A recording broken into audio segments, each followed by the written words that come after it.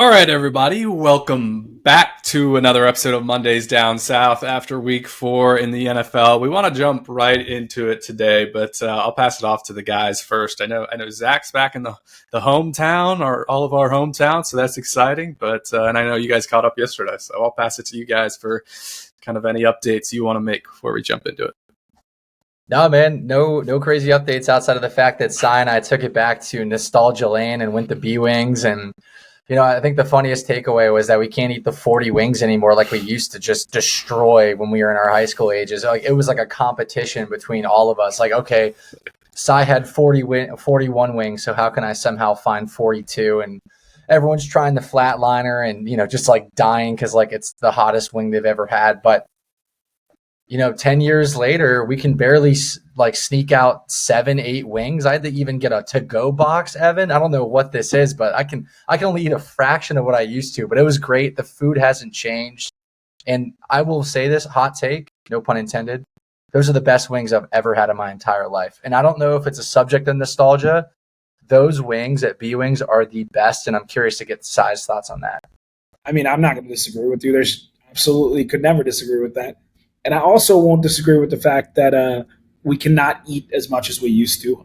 But I'm not mad at it because it's still worth it. And I want to give a shout out to our boy Bruce, who drove from the heart of DC to Ashburn yesterday just to eat wings with Zach and I. That's the kind of homie he is, so he deserves it. And then on top of that, it was just great catching up with Zebo in person, doing what we used to do. It's the nostalgia is hard to beat. I mean, I was driving by the high school and Zach's house, and Ev, we drove by your house. I couldn't find Zach's house.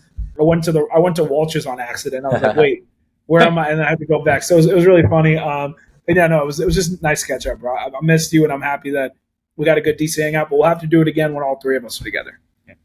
Yep. Wish I could have been there. No arguments on the quality of the wings. I think it might be more nostalgia than anything, but hey, I'm saying that's top for me as well. So no arguments there. Although, Ev, I did run into a little bit of a jam. I think I need to try my trick with new people where I asked Cy and Bruce individually if they wanted to split curly fries, knowing that I typically eat 90%. And then by the time the bill comes, I say, yeah, we'll go 50-50 and split this one, even though I just demolished the fries. And so I got the decline request from both Cy and Bruce. They're onto my antics. Yeah, they know both. So it is what it is, The curly fries there, sneaky gas as well, in addition to the wings. So smart move on their part. But we'll go ahead and jump into the main topic for this week.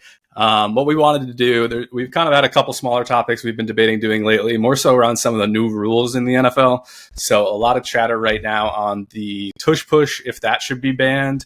And then over the weekend, we had a tie, gentlemen, which is very rare. So, and I know there's some tweaks to the overtime rules, which we saw in play on Sunday Night Football. So we want to talk about what we think the overtime rules should be, if we're happy with them or if we would change them anyway.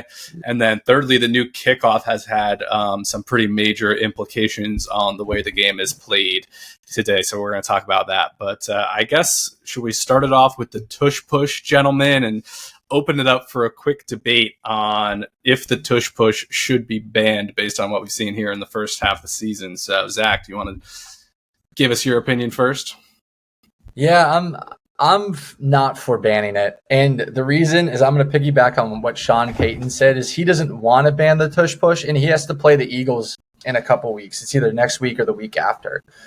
And so if Sean Payton says, an active NFL coach says, hey, this is an actual NFL play, as long as they're not false starting or they're egregiously moving the football right before the start of the play at the line of scrimmage, then, hey, this is a well-engineered play. And if we want to really stop it, we're going to have to stack the box with like a 5-2 or a 5-3 type of defense scheme. Now, I know it's easy for Sean Payton to say that when he has the best defense in the league, but I'm just saying, why ban something that it's good just because you can't stop it?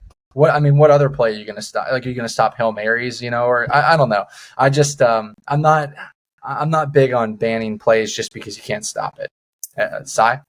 I'll jump in and here's what I'll say. I would have agreed with you in the past, that maybe a year or 2 or 3 ago when it first happened.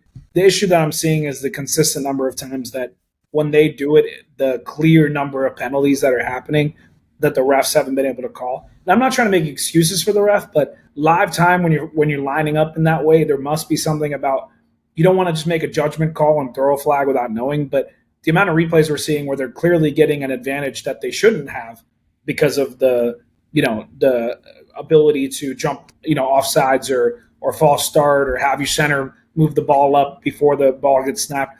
The little things make a massive difference when you're already having to stop an elite offensive line, stop the potential of handing it off to Saquon like they did, which was genius, by the way, or having to stop Jalen Hurts, who can squat more than most of the linebackers in the NFL. So I think it's already like such a great play without the penalties. When you add people's ability, which is specifically the Eagles do it better than most, so I got to give them credit for that. But they're able to add the extra, jumping false starts and stuff, makes it impossible to stop in an unfair way. And I think when it gets to the point where it's unfair, or if you're getting an unfair advantage, I don't think it's worth it. So I think for that reason that we should move on from it. And they'll still be great at the short yardage game. It just makes it a bit more fair for the league. Yeah, I think in a perfect world, Zach's right, is that I don't love banning plays because they're not getting stopped. Now, there is some precedent with, if you think about baseball, how they banned shifting just to make the game more exciting. So I think even if that's the reason, just because it's such a boring play, and the Eagles are arguably the most boring team in the NFL to watch a lot, because anytime it's 3rd and 1 or 4th and 1, they're just going to run this play that is not very fun. But I think size on it, if you can't officiate correctly, you have to ban it. And they've proven over the last couple of years that they can't officiate it properly. And to defend the refs, when you have a scrum like that in such a quick pace as well, right when they get that ball and they're snapping it, there's just too many things, I think, for them to look at to be able to pick it up correctly. Now, they have called it a couple times this year, ironically not on the Eagles. The Bengals got called for a false start. The other day I forget which team it was, but they got called for moving the ball forward on the snap, which is what I've been saying for 2 years. It's the Jason Kelce move.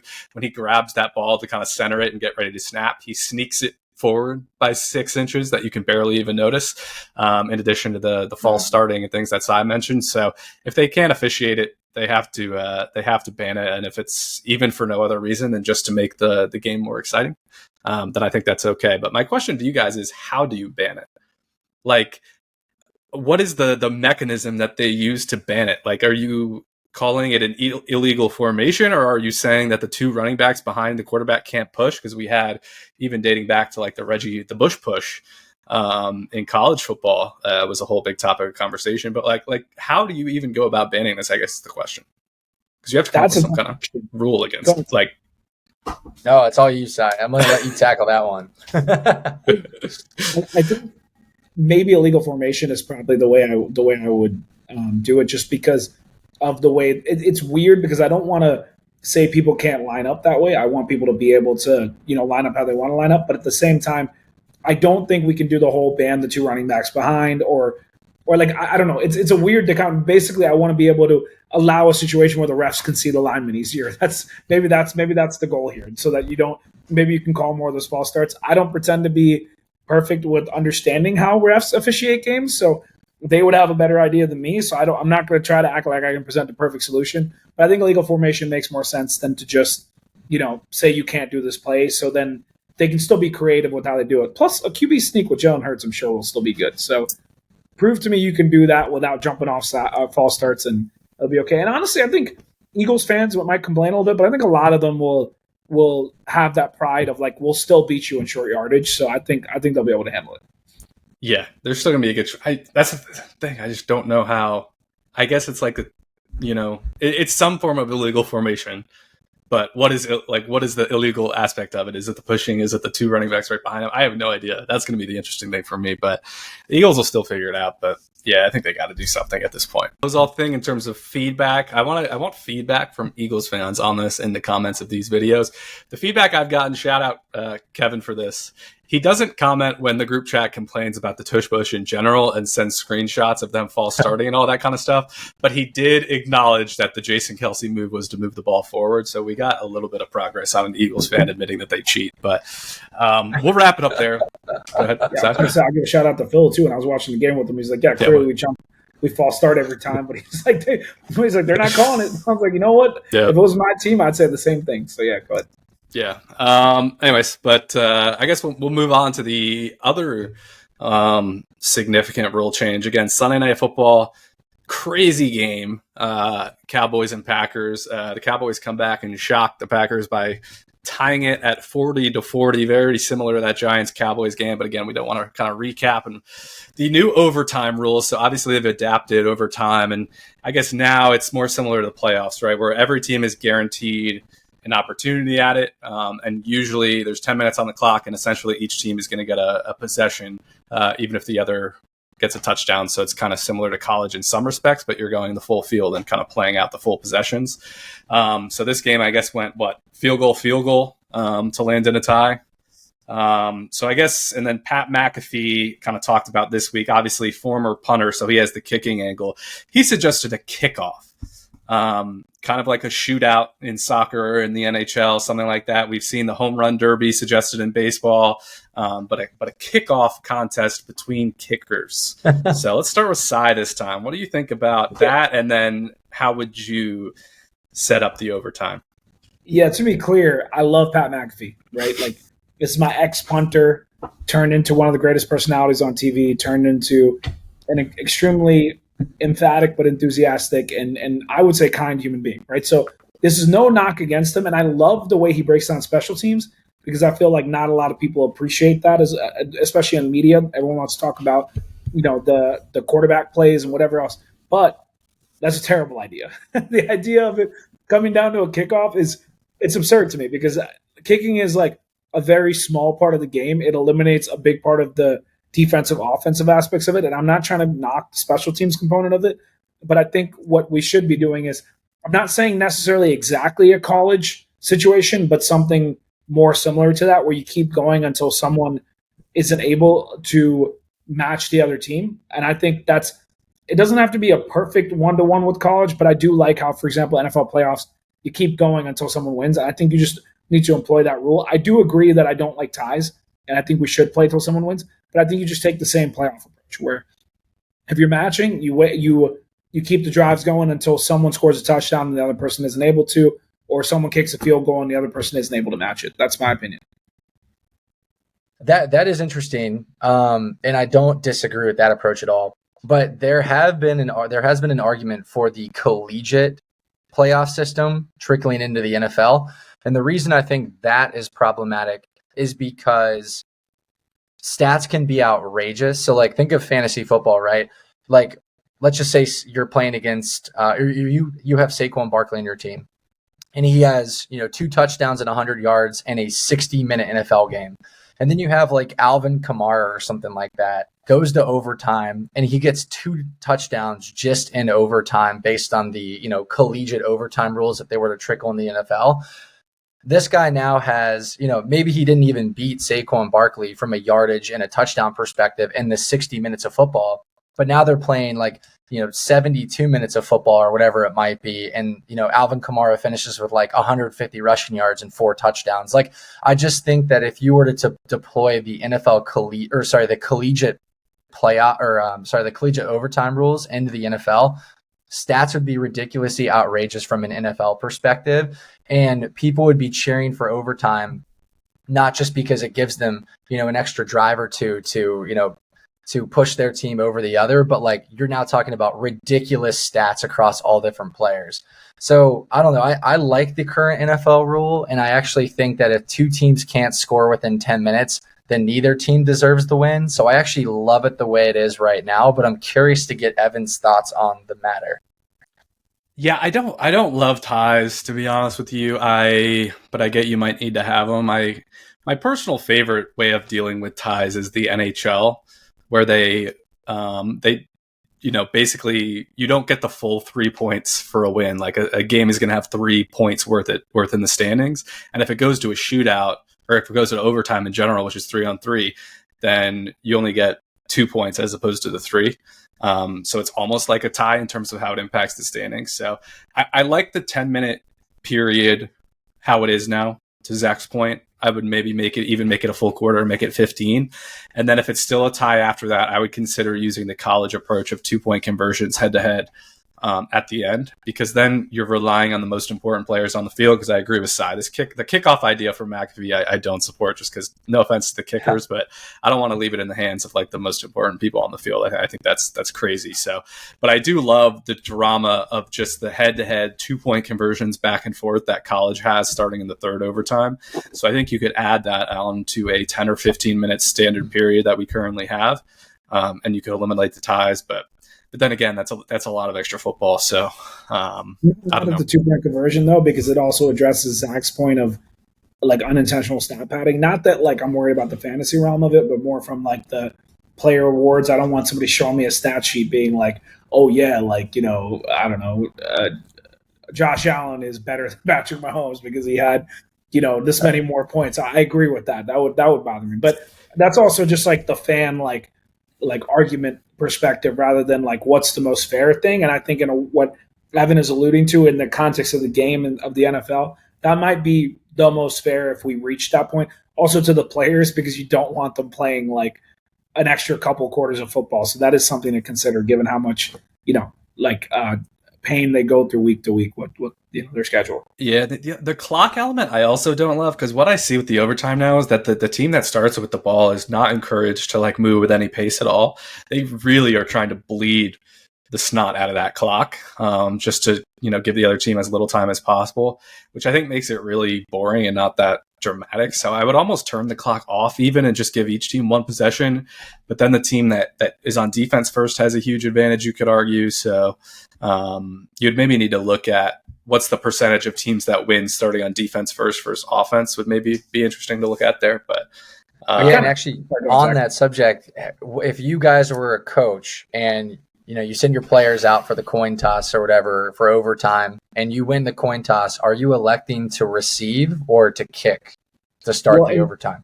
Well, with NFL currently as it stands with regular season, if you receive and you score a touchdown, it's over, isn't it? At least in the regular season. Not anymore. No, they changed it for this year. So the rules are essentially if like I think the Packers got the ball first, right? In overtime. They get to watch Sunday night. There we go. Gotcha.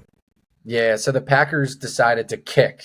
So the Cowboys got the ball first and they kicked the field goal. But even if they scored a touchdown there, the Packers would still have a chance to respond. Yeah, back. So it's what it used to be in the playoffs as regular season. My bad, I totally missed that, which is on me as a big football fan. I can't believe I didn't notice that. But to be clear, I have always, in that context, I think it's very situational. Like it's when we go back to, for example, the Niners versus Chiefs situation where everyone was like, why would you know, kick versus not kick to Mahomes. I really don't. I think it's your team-based scenario. Like it depends on how much you trust your defense versus your offense. Do you want to put pressure on them because you have a better offense, or do you trust your defense to go out there, get a stop, and then put your offense in a position? Like if I'm the Chiefs, I might actually kick the ball off and want the ball second. But if I'm the Cowboys, I think I want the ball actually because I want like Dak to go out there and score, like, you know, throw a big touchdown to put the pressure on him. So I think it's very situational for me in there. Yeah, I think giving someone like Patrick Mahomes that fourth down if he needs it, like you saw in the Super Bowl, they got the ball second, and then Patrick Mahomes had all of a sudden 4 downs instead of 3 to move the ball down the field, which is like impossible to stop. And they did end up using one of the 4th downs successfully to go ahead and win the Super Bowl. Not last year, obviously, but 2 years ago. I don't think it's as big of an advantage as people think, though, because like Cy mentioned, it's I guess with the new kickoff, which we'll talk about in a second, the field position's improved. Which does help getting the ball first. So I don't know. I have arguments to want the ball first as well, but I think getting the 4 downs if you need it is probably the biggest thing. So getting defense first. Yeah, I think it'll be pretty even. I think it just comes down to a team versus team scenario. Sunday being a shootout, I can't even believe I missed that rule, but that's interesting. I'm glad they have it now because I used to always get really frustrated by, oh, you got lucky to win the coin toss. Now, to be clear, it highlights how difficult it is to score a touchdown. The metrics that you stated. I mean, I'd say 10 more wins over that small of a sample is pretty significant. But at the same time, it shows like you would think the numbers would be higher, but it also shows in the NFL, it doesn't matter how good you are. It's hard to get the ball and immediately go score a touchdown, especially with a change of field position and things like that. So that's what I would say. We can jump right into the kickoff if you guys don't have anything else. I'll give you the quick notion with it. Evan, you want to break down what the rule changes were for it, and then I can comment? Yeah, so speaking of rule changes that I think a lot of people either aren't aware of or aren't in the details on, because it's pretty confusing. So new NFL kickoff. Obviously, last year we changed to kind of the formation of it with how guys line up. So that's the same. But in terms of the touchbacks here, so basically how it is now is there's a landing zone, which I think is maybe the first 30 yards of the field in front of the end zone, something like that. I don't know exactly how far it extends. And there's essentially 3 different placements when the ball is not returned. So obviously, if you kick the ball out of bounds, that's the same. It goes to the 40-yard line. That piece hasn't changed. If you just kick it straight through the back of the end zone, like happened most of the time under the previous rule, that ball gets moved to the 35-yard line now, which is tremendous field position. So, and then the third option is if you kick the ball in the landing zone, but still goes through the back of the end zone for a touchback, then that goes back to the 20, like it used to be a while back, which is not very good field position as well. So the strategy has become, obviously, the kickers are trying to not go full power. They're trying to kick the ball within that landing zone and force a return as to not get a touchback and kick it to the 35-yard line. And that's resulted in a jump from like 20% to 80% kick returns, which is crazy. So it's done exactly what the NFL wanted, which is to encourage more returns. And then I think this data is maybe a little more, it's still so new, but also concussions on kick returns, I believe, are down almost 40 or 50%, which was the other huge goal of this play, because the old special teams play was pretty dangerous, where you had 2 sides of people going full speed with all of that jump start. So this is where the formation is more of the piece, but with guys starting there, the concussions are way down. So this rule change has been huge in terms of accomplishing the 2 goals. It's a little weird. My quick take, I'll pass to Sai, but I don't love the 35-yard line just for a touchback. That feels really harsh of a penalty. But if it's not that harsh, then you're not going to encourage kickers to force kickoffs. And the kickoff's been awesome with tons of kick return touchdowns. And just the changing of where you're starting field position, I think, is really, really interesting. So that's to Sai for his thoughts, though. Yeah, I think that's a huge advantage when you kick it out of the back of the end zone to start that part of the field. But at the same time, if every team has that even, I'm not mad at that, because I love what this is doing for the NFL special teams game. I was getting so tired of literally every single game, like 100% of the drives essentially being kicker kicks the ball out of the back of the end zone. What was even the point of even having the kickoff at that point outside of the occasional onside kick that you needed? Also, the other thing I've really enjoyed is it's not just the amount of returns we've had, which have been great. Like, it's been fun to watch actual guys who get drafted to be your kick returners have the ability to go show what they're capable of. But beyond that, like, teams, specifically the Rams and the Panthers, their approach to kicking it, I think there's probably a few other teams that are doing this too. They've come up with a creative way to, basically hit knuckleballs to teams. I don't know if you guys watched the Rams-Eagles game, not this week, but the week prior. The ball was like getting kicked in a way where the Eagles every single time could not return the ball, and the Rams were getting great field position. So it's been fun to see how special teams coordinators and kickers and returners are handling it. It's just really fun, man. It adds, and I think it's fair. Like, the thing that I appreciated about it is that it's not giving anyone an unfair advantage. If anything, it's making you prioritize your special teams more, rather than treating a kickoff as like, oh, we can put anyone out there and just kick the ball through the back of the end zone. It doesn't matter. So, yeah. I love it. The only thing that I have from a special teams perspective is actually punt returns. And I'm not sure if you guys saw in the game last night, the Broncos-Bengals game, but Marvin Mims had bobbled the ball on a fair catch request. And then, because he had bobbled it, the Bengals player was able to kind of like rip it out of his hands, as like he didn't have possession. Marvin Mims, like, he didn't really have possession. So like the Bengals guy was able to recover the ball. And then they called that was like, there was like the interference rule, and the Broncos were granted with possession in the ball. And I think that's kind of ridiculous. I think if you fumble the ball on a fair catch request, I think that the other team has a rightful chance to steal that ball and for them to have possession moving forward. So, Evan, what are your thoughts on either one of them, whether it's the kickoff return or the punt stuff? Yeah, I don't have much to add from what I said earlier. The kickoffs, I love the kind of starting field position being dynamic as opposed to static at like the 20 or 30 yard line every time. I do think the 35-yard line is a harsh penalty, but I don't think there's any other way to do it. So I overall love it. I think they did a great job with that change, and I agree with everything Si mentioned. In terms of the punts, that's a tricky situation. I would think that you should be able to kind of bobble and still collect as long as it doesn't hit the ground, but I'm also here for the drama of guys getting whacked and then the ball kind of, losing itself as we saw a little bit this weekend. So the fact that Marvin Mims was able to bobble, but then also, collect, or I guess he was able to bobble it like without any type of, issue. He wasn't hit. It wasn't contested. But then you have Matthew Golden catching the ball on a punt, spinning into getting like absolutely hit stick like multiple times in that game, and he held on to it. Like, I have a newfound respect for Matthew Golden, but my goodness, like, stop spinning into defenders who are running full speed down the field. That's the one I was thinking of. Matthew Golden got lit up, but